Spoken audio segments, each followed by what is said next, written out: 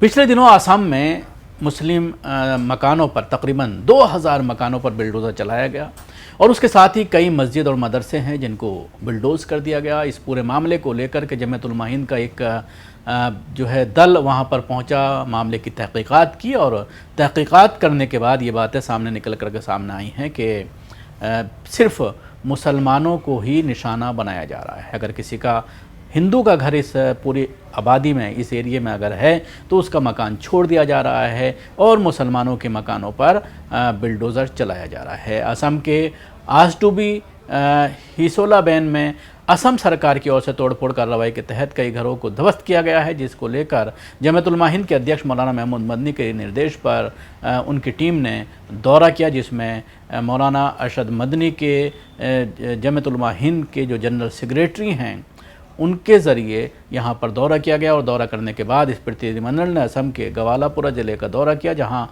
हाल ही में असम के आजडूबी और हसीलावैन क्षेत्र में असम सरकार की ओर से तोड़फोड़ कार्रवाई के तहत कई घरों को ध्वस्त किया गया है। जमीयत का दावा है कि इन इलाकों में अधिकतर पीड़ित बंगाली मूल के मुसलमान हैं। ये प्रतिनिधिमंडल जमीयत उलमा हिंद के महासचिव मौलाना मोहम्मद हकीमुद्दीन कासमी के नेतृत्व में असम पहुंचा है।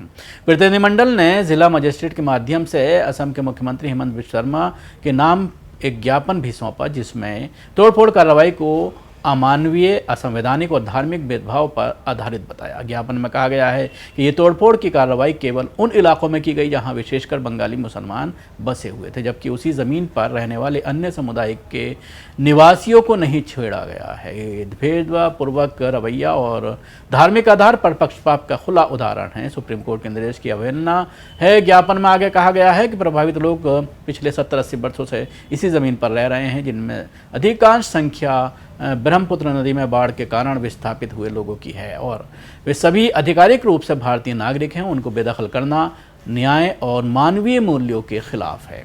कहा गया कि कई क्षेत्रों में तोड़फोड़ की कार्रवाई औद्योगिक या निजी स्वार्थों के लिए की गई और प्रभावित लोगों को पूर्व सूचना देना भी ज़रूरी नहीं समझा गया, जो कानूनी तौर पर जो है गैर कानूनी है। सुप्रीम कोर्ट ने साफ तौर पर यह कहा है कि पहले से बताना होगा, उनके लिए जो है इंतज़ाम करना होगा। तो ये पूरी तरह से जो सुप्रीम कोर्ट का जो निर्देश हैं उनको उनकी अवहेलना है। ज्ञापन में मांग की गई है कि बेदखल से पैदा हुए गंभीर मानवीय संकट से निपटने के लिए तत्काल प्रभावित लोगों के पुनर्निवास के लिए कदम उठाए जाएं। ज्ञापन में आगे कहा गया है कि असम में अभी भी विशेष सरकारी ज़मीन का एक बड़ा हिस्सा उपलब्ध है। सरकार को चाहिए कि वह इन बेदखल लोगों के लिए वैकल्पिक व्यवस्था और मुआवजा देने के लिए आगे आए।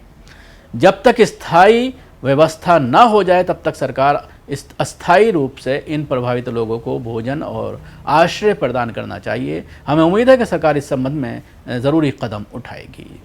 असम जमीयत उलमा हिंद के अध्यक्ष मौलाना बदरुद्दीन अजमल के नेतृत्व में तैयार की गई प्रारंभिक फैक्ट फाइंडिंग रिपोर्ट में भी कहा गया है कि ग्वालापुरा, धोबरी और नलबारी ज़िलों सहित अलग अलग इलाकों में कुल 8115 परिवार प्रभावित हुए हैं। इसकी वजह से 32,530 से अधिक लोग, जिनमें महिलाएं, बच्चे और बुजुर्ग शामिल हैं, बेघर हो चुके हैं। रिपोर्ट के मुताबिक नवंबर 2023 से जुलाई 2025 तक चलने वाली तोड़फोड़ की कार्रवाई में 21 मस्जिदों, 44 मकतब और मदरसों और 9 ईदगाहों को शहीद कर दिया गया है।